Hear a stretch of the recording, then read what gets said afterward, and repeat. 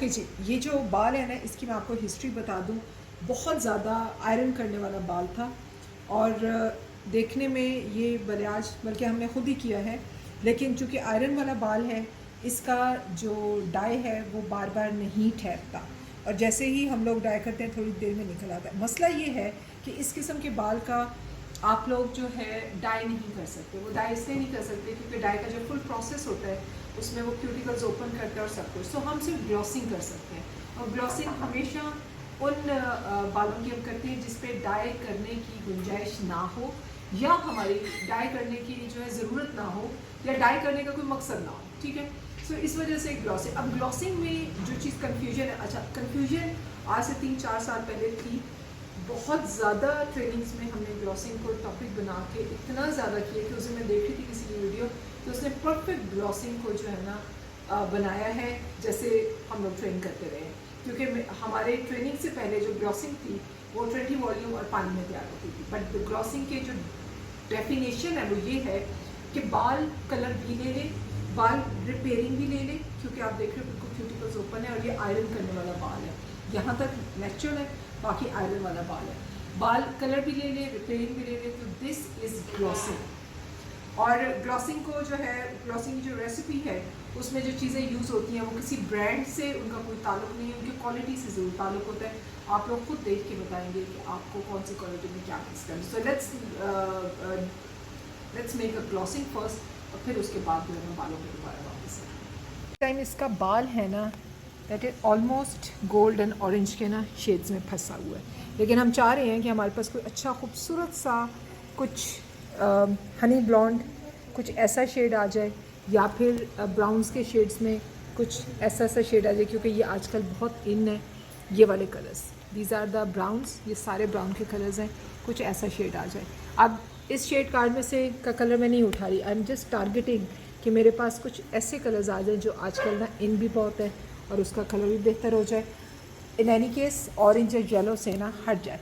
सो उसके लिए हम जो कलर चूज़ करते हैं तो वो हम आपके साथ डिस्कस कर लेते हैं।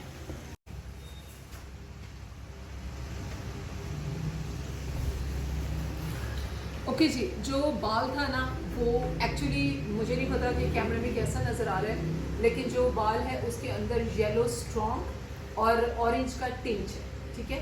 क्योंकि वो 8 के लेवल तक आया तो ज़रूर था, लेकिन उसे अपना ऑरेंज 100% नहीं खत्म किया। क्यों? क्योंकि ब्लीच उस हद तक जा ही नहीं रही थी। जब भी आयरन वाला बाल होता है वो बाल टूटना शुरू हो जाता है ब्लीच के साथ। सो उसके अंदर येलो और साथ स्लाइटली सा ऑरेंज, ठीक है। ये आपने सबसे पहले देखना होता है कि आपके जो बाल हैं उनका इस टाइम हालत क्या, कलर क्या, उसके मुताबिक कलर चूज़ करेंगे, ठीक है। आपका जो क्लाइंट है उसको स्लाइटली सा डार्कर टोन्स में लेके जाते हैं, क्योंकि इतना लाइटर ना she is not asking. So let's make a gloss. Okay, तो मैंने ना मल्टीपल चीज़ें रखी हैं। जो मेरे सैलून में इस्तेमाल होने वाले डाइज हैं ना, मैं वही रख रहा हूँ। आई डोंट माइंड कि मैं किस किस को दिखा रही हूँ। तो आई यूज़ मैट्रिक्स, आई यूज़ योगी या योजी जो भी है, नॉरिश भी यूज़ करती हूँ। और एक और ब्रांड में अभी ताज़ा लिया है सैलून स्टूडियो का, ये भी हम यूज़ करते हैं, ठीक है जी। सबसे पहले बेस कलर।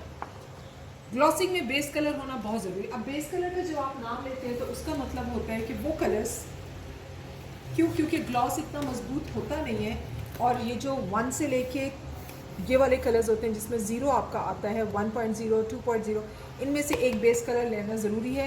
लेवल देख लें कि कौन से लेवल पे आपने बेस कलर का लेके जाना है। सो आई पिक्ड 7.0, 8 भी ले सकती हूँ, 9 भी और 10 भी।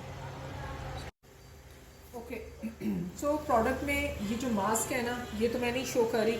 मास्क आप कोई सा भी अच्छा सा इस्तेमाल कर सकते हैं, बाकी सब मिक्स एंड मैच है। और ये मिक्स एंड मैच इसलिए है ताकि आपको ये कन्फ्यूजन ना हो कि क्या इस्तेमाल किया और क्या नहीं इस्तेमाल। डेफिनेटली आपकी ग्लव्स जो हैं वो दे आर इम्पॉर्टेंट, ठीक है।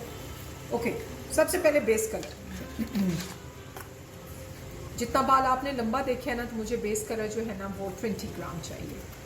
ये आपने ऑन कर लिया।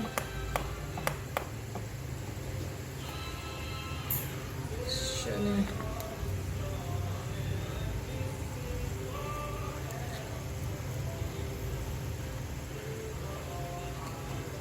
ठीक है जी। 7 स्लाइटली सा गो डार्कर। अगर ये 20 ग्राम 7 है तो इसमें, अच्छा जी, अब ये इस कंपनी का ना ये एक कलर है जिसका नंबर है 8.68। 8 मीन्स के 8 के लेवल पे, 6 मीन्स के जामनी है, 8 का मतलब है नीला है।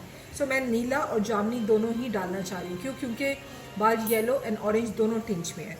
ठीक है, चूँकि ये कलर बना बनाया है, पर्पल एंड ब्लू का कलर है, 20 ग्राम ये है, तो ये आपका कम से कम 2 से 3 इंचेस डलेगा।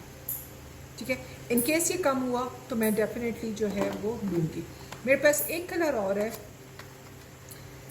जो कि मेरा 6 के लेवल का सिल्वर कलर है, एंड ये मैट्रिक्स के कलर्स हैं। ये कलर्स बहुत अच्छे होते हैं। सिल्वर, 6 का सिल्वर का मतलब है 6.1 भी यूज़ आप कर सकते हैं, 6.10 भी यूज़ कर सकते हैं अगर आपको 6 का सिल्वर।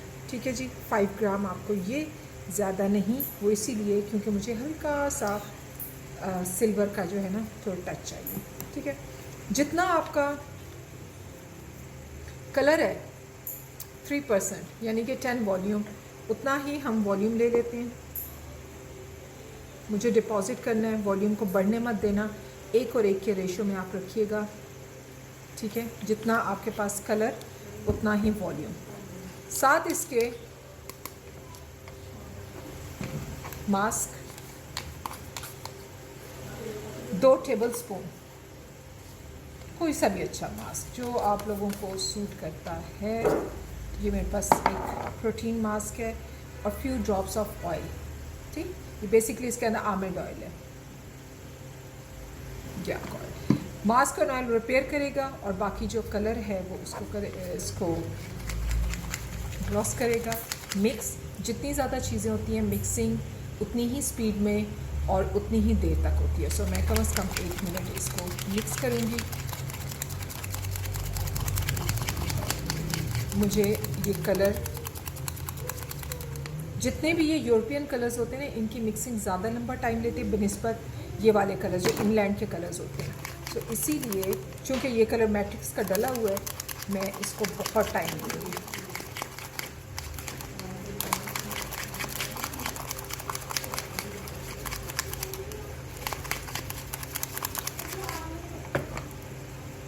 ओके जी, glossing is ready, let's have a hair wash.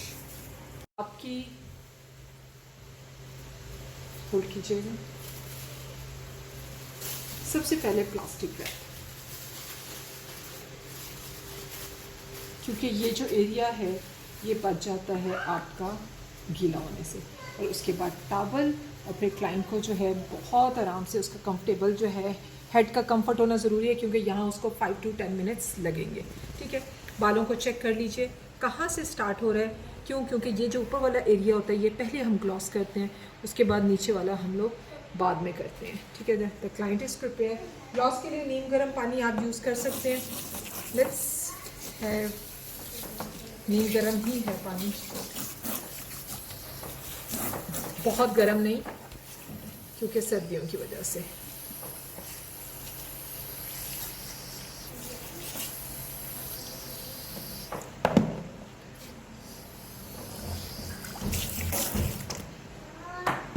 जो आपके वॉश की साइंस है ना, ये वाला जो हिस्सा होता है बालों का, ये हमेशा यूं करके खुला रहे। ठीक है, इस पे हाथ हम कम ही लेकर जाएंगे। सबसे पहले जो है ना शैम्पू ले लेते हैं।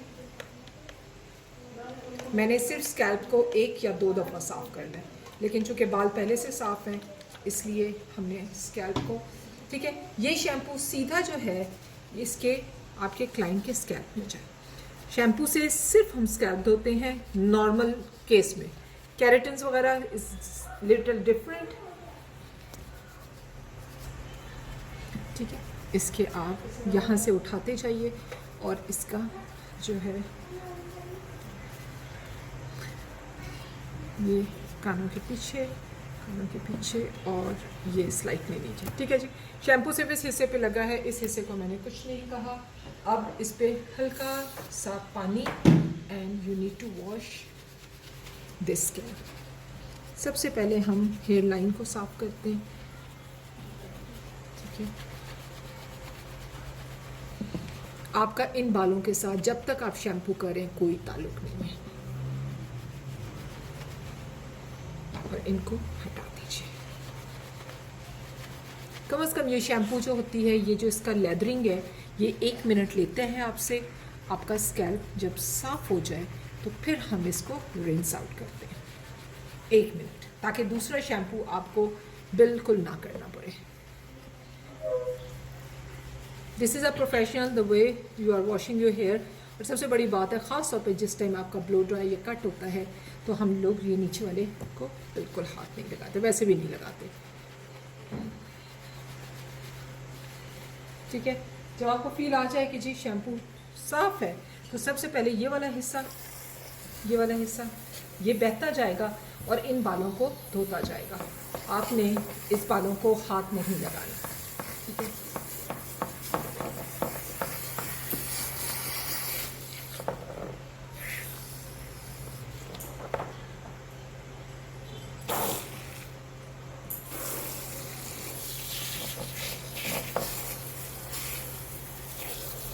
सबसे पहले ये कोशिश करें जब यहाँ पे झाग बन जाए तो आप अपने बालों को उठा लें, ताकि आपके बाल इस झाग में भी डिप ना हो।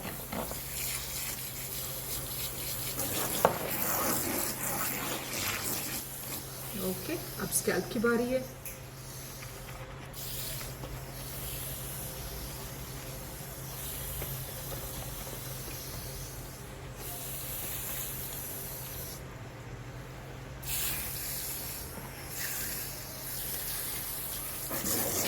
नीचे वाली झाग से ज़रा जल्दी आप उसको वॉश आउट कर दें, वहाँ बाल पड़ा ना रहे आपका, वरना आपका मकसद नहीं पूरा होगा कि जी मैं एंड्स नहीं धोती। और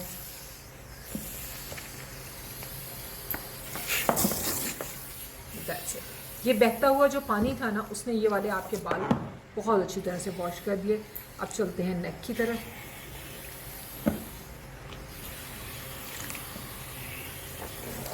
And almost everything is rinsed out. Gloss लगाने से पहले स्लाइटली सा ना इसको कंडीशनर कर देते हैं।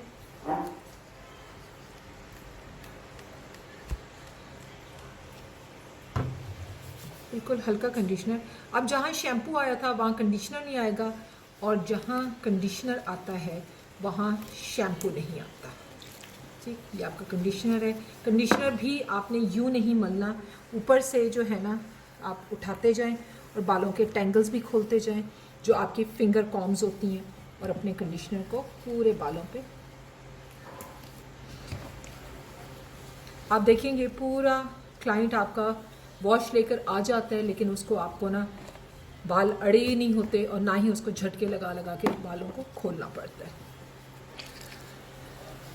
ठीक है जी, conditioner 1 minute for the conditioner.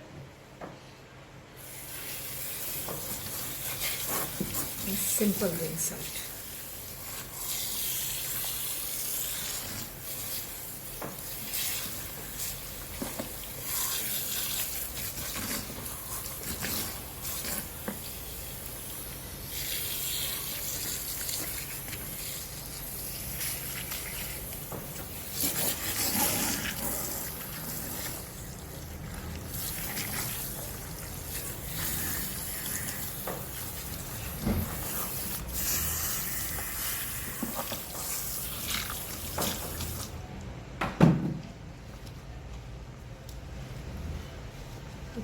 Gloss से पहले एक्स्ट्रा पानी जो है आप निकाल लो।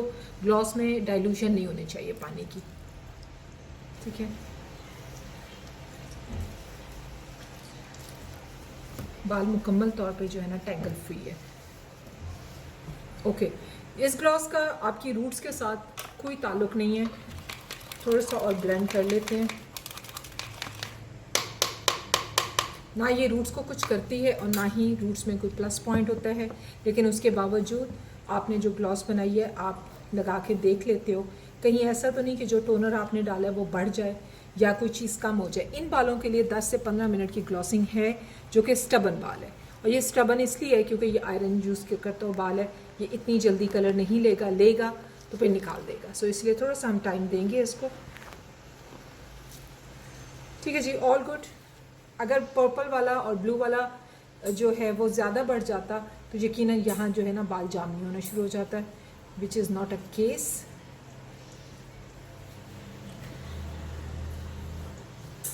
जहाँ जहाँ आपने हाइलाइट्स की हैं, जहाँ जहाँ आपने बलियाज किया है, इसी रुख पे ऊपर से नीचे तक जिस तरह आपने कंडीशनर लगाया था, बालों को आप उठाते जाओ। और जो मिस्टेक होती है वो ये, हम जब इसको पकड़ते हैं और यूँ करते हैं और आप जब बाल खोलते हो तो अंदर वाला बाल ये देखिए रह जाता है। सो इसीलिए अप्लाई करने के बाद आप लोगों ने खोल खोल के जो है, बहुत ज़्यादा अगर हुई किसी चीज़ की इस ग्लॉस में तो हो सकता है मैं ब्लू का एक ड्रॉप जो है डलवाऊँगी, उसकी कमी मुझे महसूस हो रही है। बालों में से पानी बहता हुआ ना हो, वो इसीलिए क्योंकि ये ग्लॉस जो है ना, इसको पानी नहीं लगनी चाहिए।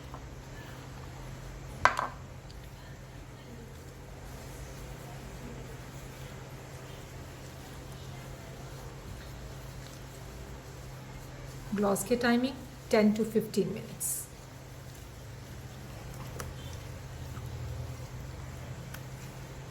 ठीक जी, जहाँ जहाँ आपको पता है आपने हाइलाइट्स डाली हैं, इवन बाल अंदर से खोल के, इस मटेरियल का रूट्स पे कोई असर नहीं होगा। इस वजह से अगर आपको रूट्स के पास से कुछ नज़र आता है तो प्लीज़ आप उसको ओपन करें और उसको एमल्सिफाई कर लें।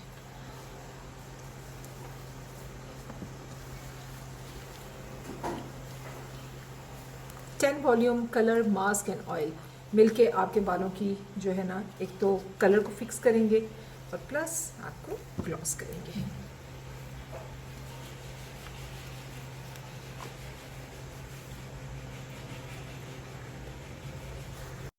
ठीक है, 15 मिनट्स का कंप्लीट टाइम, उसमें आप थोड़ी थोड़ी देर बाद एमल्सिफाई करते रहें। आप इसको छोड़ भी सकते हैं 5 मिनट, लेकिन एमल्सिफाई करने से ये होता है कि इक्वली जो कलर है आपका कहीं से भी नहीं रह जाता।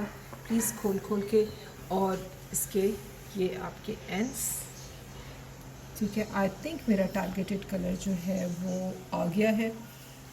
ठीक, थोड़ा सा 2 मिनट का एमल्सिफाई करते हैं और फिर उसके बाद इसको वॉश करते हैं। कोई ऐसा बाल ना रह जाए क्योंकि हमसे छुपा हुआ हो, इसलिए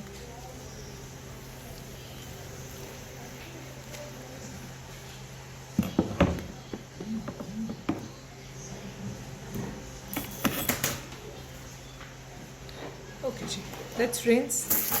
डेफिनेटली अब सिर्फ रिंस करना है आपने, कोई शैम्पू और कोई भी कंडीशनर नहीं यूज़ करना। इसको उसी रुख पे रिंस करना है जिस रुख पे हम इसको लगा रहे थे।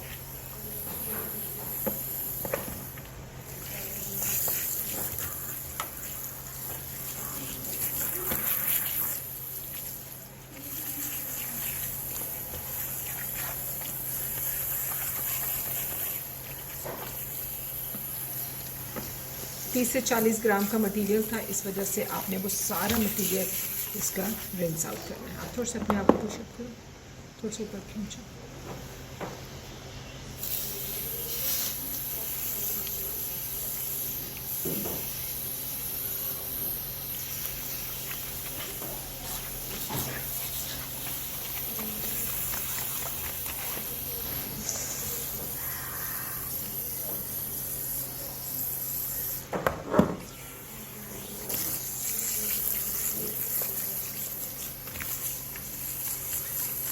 ग्लॉस टेक्निकली जो है वो हाइलाइट्स के 3 मंथ्स के बाद पहली ग्लॉस होनी चाहिए अगर आपने अच्छा कलर डिपॉजिट किया है। लेकिन इसके बावजूद अगर महीने में भी कलर उतर जाता है तो ग्लॉस बहुत ज़रूरी हो जाती है, क्योंकि अगर ग्लॉस नहीं आप करेंगे तो खाली बाल, जो ब्लीच का बाल होता है जिससे कलर उतर जाना होता है, वो जो है आपका फिर फटना शुरू हो जाता है, फटता है, टूटता है। और लोगों को केराटिन का तो ख्याल आता है, लेकिन ये ख्याल नहीं आता कि इस बालों के अंदर जो है कलर दोबारा डिपॉजिट होना चाहिए, जो कि एम्प्टी हो जाते हैं।